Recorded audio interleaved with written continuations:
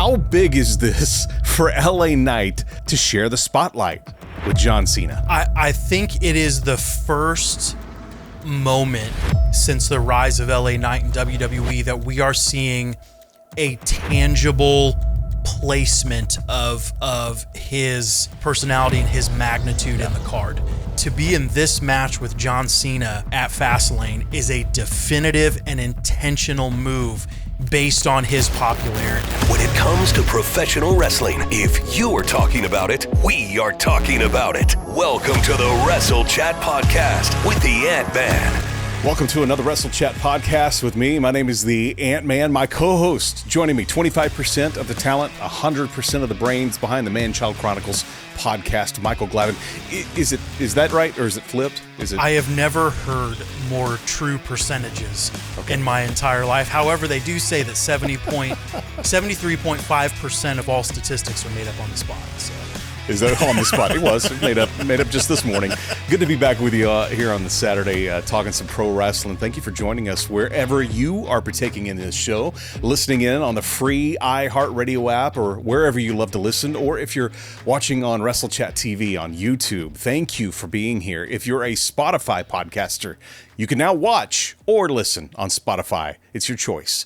Video now available on Spotify, and we're excited about that. Michael, before we jump into the week of pro wrestling, everything that happened this week here, October 2023, I can't believe we're already in October.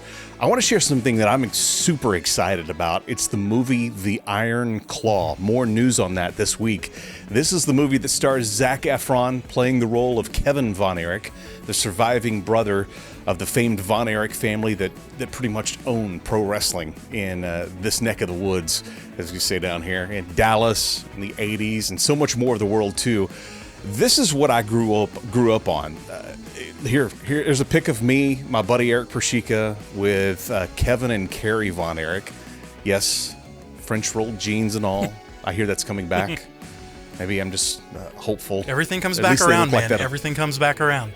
Everything does. A24 is the production company on this movie, and they just announced that the first trailer, we haven't seen a trailer, only photos of Zac Efron all jacked, but now there's going to be a trailer coming out this Wednesday. So make sure that you follow us on Instagram at WrestleChatTV. We'll have a link there as soon as it drops this coming Wednesday.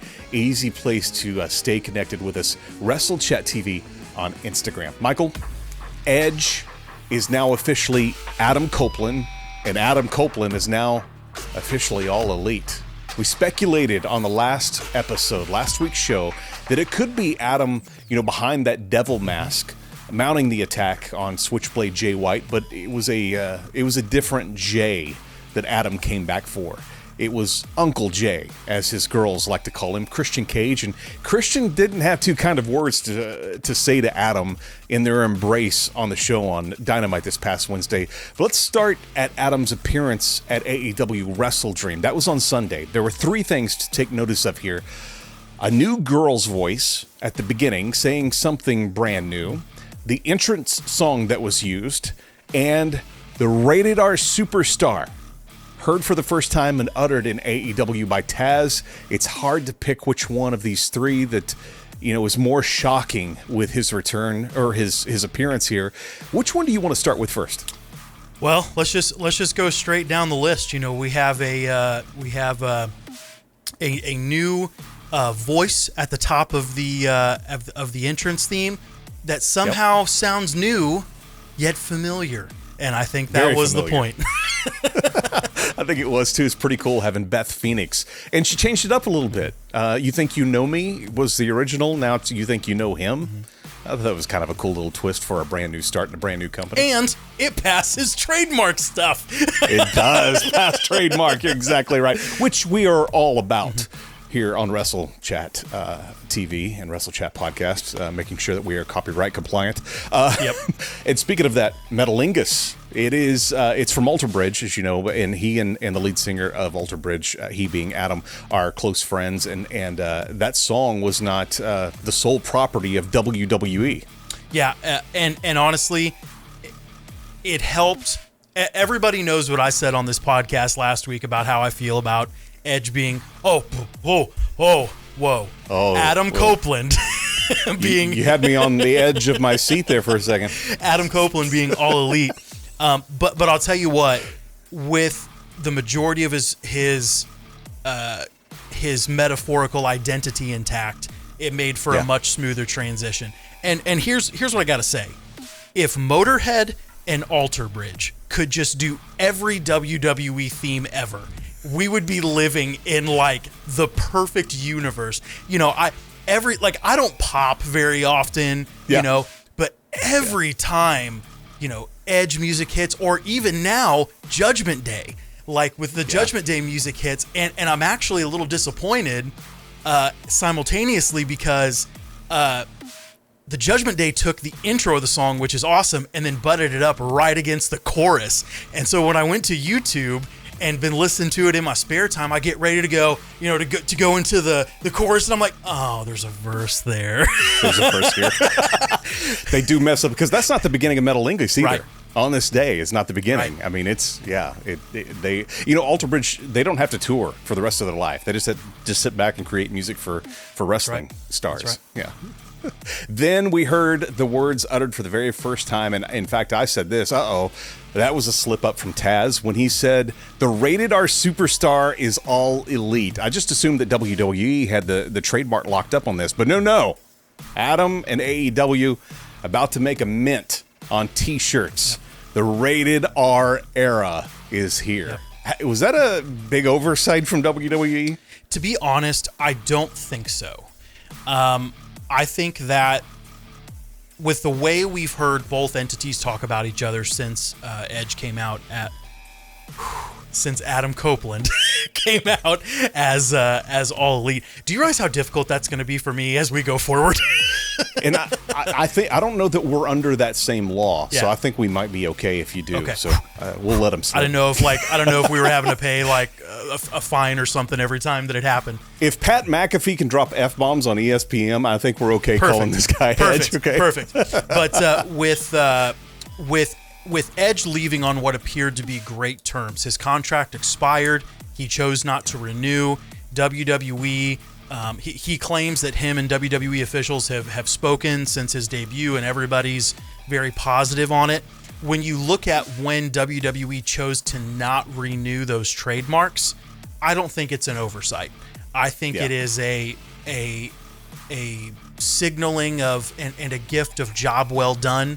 You know, we don't have much for you here because we're bringing up, you know, the next generation, this, that, whatever. So have at it, you know. And we'll see you again soon. Yeah. I don't think that much like the majority of the former WWE superstars that are in AEW, I think for a lot of them that spent the majority of their time in WWE will land there at some point, even if it's a quote-unquote Legends contract or Hall of Fame or this, that, whatever. I think their final stopping place will still be WWE since the majority of their body of work was there. And I feel the same way about Edge, Adam Copeland. I think he'll circle back around eventually. But I think it was just WWE saying, hey, you know what? You've been so good to our company. You've been loyal. You've done all these things. So we're gonna gift you this on the way out. Yeah, he's not gone forever. Just gone for now. I believe that. Before we move too much further down the pro wrestling path, what's new with you and the boys, the Man Child Chronicles podcast? Yeah, we have a new episode out yesterday. We are revisiting one of our favorite segments. We just did it a few weeks ago, but we decided to come back around to it again, and that is $1 Million But. Here's what I'll tell you, though.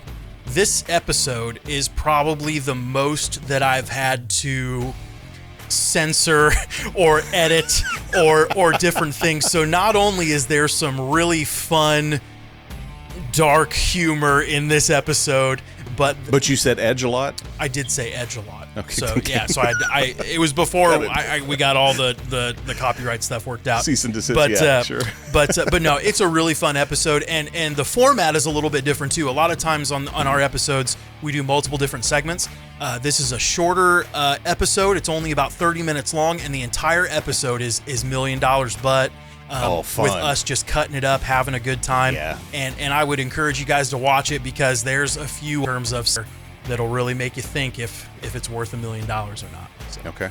Looking forward to it. If you're watching this on YouTube right now, you can scroll down to other channels that we love. The Man-Child Chronicles podcast is the only one there. Click on it, subscribe, and don't miss an episode. If you're watching or listening on Spotify, because we have video on Spotify now, or if you're listening on the free iHeartRadio app, you can find the link to the Man-Child Chronicles podcast in the description of this episode. Let's move over to WWE. It can't quite be compared to the Mega Powers yet, them shaking hands. But it's going to be pretty epic tonight to see the GOAT, John Cena, and LA Knight. Yeah, teaming up on WWE Fastlane. This pair is taking on Solo Sikoa and Jimmy Uso. There's two phrases I think that are just completely overused in wrestling today. One is giving them their flowers, and the other one is passing the torch. So nixing those from our vocabulary for the sake of all that is good, how big is this for LA Knight to share the spotlight with John Cena? I think it is the first moment since the rise of LA Knight in WWE that we are seeing a tangible placement of his personality and his magnitude in the card. We've seen him on SmackDown every week. He comes to cut a promo. Yeah, he's on SmackDown in the later segments, even in a main event on SmackDown. But to be in this match with John Cena at Fastlane is a definitive and intentional move based on his popularity. And so I really think that, we've talked a lot about LA Knight over the last couple of months since he started to kind of pick up some steam. And I think this is really where we're going to start to see that slow takeoff and the payoff of wherever he's going. Yes, we're in the lull season right now between SummerSlam and the Rumble, but I think we're going to start seeing some very intentional placements of LA Knight leading up to, the main wrestling season early this next year. Where that goes, I have absolutely no guesses right now. But I know that he's destined for some really, really great things, and I love to see his placement. And man, what an honor and what a privilege in knowing that John Cena doesn't have a lot of time left to be a part of something that he's doing right now. So not only as a analyst of wrestling is it cool, but putting myself in his shoes to feel that honor and prestige of being with John Cena, just super cool. Anytime you can be part of the main event, that's a true testament to how they feel about LA Knight. We're not going to run through them all or get into details about them all, but a few of the matches on tonight's WWE Fastlane card. Undisputed Tag Champs Judgment Day, Finn Balor and Damian Priest are going to defend against Jey Uso and the American Nightmare Cody Rhodes. The LWO is taking on Bobby Lashley and the Street Profits. I'm actually looking forward to that one. I think it'll be a good match. Three-way for the Undisputed Women's Championship. Asuka versus Charlotte versus Io Sky. And the world champ Seth Rollins is taking on Shinsuke Nakamura in a last man standing match. I think WWE's Fastlane could actually kind of be a dark horse when it comes to premium live events. Don't sleep on this one, Michael. Yeah, absolutely. There's so much going on here. Bobby Lashley and the Street Profits is something. It's still being crafted and built, but there's gold there. Those are three really powerful performers, three really great guys. I'm really excited to see what they do as they can continue to kind of form, for lack of a better way to say it, the Hurt Business 2.0. Sure. But the one that I'm really going to keep my eye on is the championship match between Seth Rollins and Shinsuke Nakamura. Mm-hmm. I get a vibe. My spidey sense is tingling. I think we could see for sure a cash-in tease by Damian Priest, if not maybe a successful cash-in. When you look at the history of WWE and the matches where someone has successfully cashed in, they were always longer, more lengthy matches. Some of them had stipulations, some of them not. But you talk about prime ground for a cash-in, it's a last man standing match. And so I do think that Seth is going to retain, but what happens immediately after that remains to be seen. But I completely agree. I think this is going to be a complete sleeper of a premium live event. So I'm really excited to watch it tonight and see what unfolds.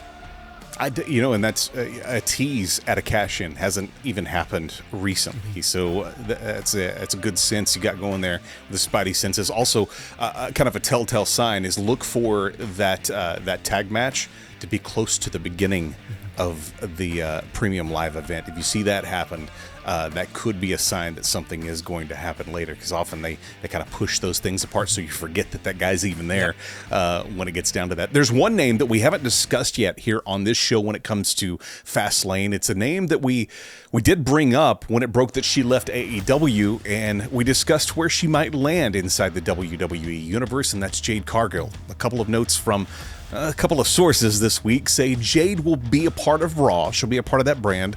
So kind of circumventing the whole NXT brand and it being a training ground for her. And she'll be at Fastlane tonight. That could be as simple as sitting in the front row and getting a shot of her in the crowd, or maybe getting involved. My question, do you see her being a factor in the three-way for that women's title? I do to some extent. However, I don't think it'll be a huge involvement. I think we could see something as simple as the match is over, it lands however it does, and then her music hits and she comes and stands at the top of the ramp and just announces her presence, if you will. I think that WWE has put so much press on her for great reason, but there's so much press around her that I don't think we'll get kind of the NXT treatment in terms of sitting in the front row, this, that, whatever. I think whenever she shows up for the first time, I think you're going to know that she's there. So I could definitely see her music hit at the close of that women's match, but you never know. Yeah. No doubt that Jade is going to be a factor wherever she lands in WWE. And who knew that Tuesdays was the destination night for wrestling? At least it is this coming week. It is a big Tuesday plan, but both sides, WWE and AEW, bringing out the big guns on Tuesday. AEW is going to be preempted because of the MLB playoffs. We're in postseason right now, gearing up for the World Series soon. But that means AEW is moving Dynamite to Tuesday just for 1 week only. WWE just happens to have a show on Tuesday called NXT. Last time this happened, AEW smoked NXT in the ratings. This time, it's Adam Copeland's first match at his new home against Luchasaurus. So, well, John Cena, Paul Heyman, Judgment Day, and anybody else that's not busy on Tuesday is going to be showing up on USA to ensure that AEW doesn't dominate NXT on this head-to-head night. My question for you, Michael, is this too much, or is it just right in line with everything that WWE has been doing anyway, integrating, big Raw and SmackDown stars on their developmental show NXT? It's definitely in line, definitely a part of the model that they're trying to achieve. However, no one can deny the heavy-handedness of what's going to happen. And here's the thing. Sure. Wrestling Twitter is fun in that, you have guys on both sides. Well, WWE doesn't consider AEW competition. And then, they book this crazy NXT night, and then everybody gets mad because they're, oh, that's not fair. This, that, but no, I would do the same thing. If you're going to do business, let's do some business. Oh, I would. And, the only thing I'm waiting on, if Wrestling Twitter has the ability to predict a show at all, I mean, we're going to have The Undertaker. We're going to have CM Punk. We're going to have, we already got John Cena. You're probably going to have The Rock, The Rock will show back You're up. probably going to have Triple H coming out of retirement to do something. Of course, yeah. And so, why not? But no, it's going to be a fun night. I love the competition. It makes everybody better. But it is slightly comical to watch it all unfold in real time, just in healthy competition vein. So. Yeah. Speaking of competition, this past week on Raw, Michael Cole was in the ring with Seth Rollins, talking about the challenge that lays ahead of Seth at his last man standing match at Fastlane tonight. Some wrestling sleuths clued in on a few key words that Michael Cole dropped while talking to Seth. Words that reminded the IWC of the famous pipe bomb promo from CM Punk. Many of those Sherlock Holmes wannabes claim that these are breadcrumbs leading to an inevitable collision between Seth and Punk, with many thinking it could be at Survivor Series next month. In, of all places, Chicago, because that's the only place that CM Punk can ever return. Chicago. Any fire to this smoke in your mind, Michael? No, I don't think so. I think that with his non-compete, with all the things in play, I don't think we're laying any breadcrumbs. I think there's so much that has to be tended to in that relationship between WWE and CM Punk that I don't think we know or could have known at these junctures that he's really in. We do know that based on the gossip and the rumors and things like that he's expressed interest and that the sides may be talking, but there's a lot to deal with there relationally that you can't just start dropping breadcrumbs this early. And to be perfectly honest with you, if we started to hear that things were looking positive, I would not expect him back at Survivor Series. I don't think WWE's in the vein of taking the low-hanging fruit, and I also don't think that since Punk debuted for AEW in Chicago that they're going to want to duplicate that. If we get CM Punk, I would be looking forward more to the Rumble rather than anything else. Get him in time for Mania season and go from there. But the breadcrumbs are fun because the guys on the active roster know what the scuttlebutt is. They read it every day just like we do, and they'll troll every chance they get, and I'm thankful for it. So true. Well, that's a lot to chew on this week. There's plenty there. Be sure to chime in on any of the things that we've talked about here on the show. This show is more than just a conversation between me and Michael. We want you to chime in too. We want to know what you think. So chime in on the comments section if you're watching on YouTube. If you're listening, you can drop us a message on Instagram at WrestleChatTV. WWE Fastlane coming up tonight. If you're on X, join me while we watch and share thoughts on the show. You can find me on X at The Ant-Man, TheAntMan. That's going to do it for us this week. For Michael Glavin, I'm The Ant-Man. We'll see you next Saturday here on Wrestle Chat Podcast.